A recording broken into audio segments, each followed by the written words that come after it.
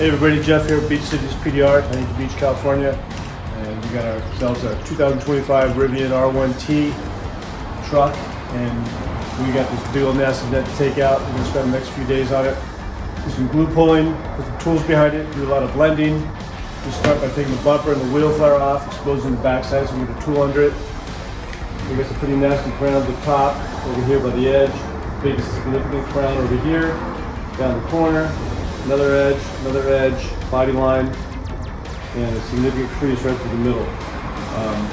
So we're going to get started on this. This is an insurance job.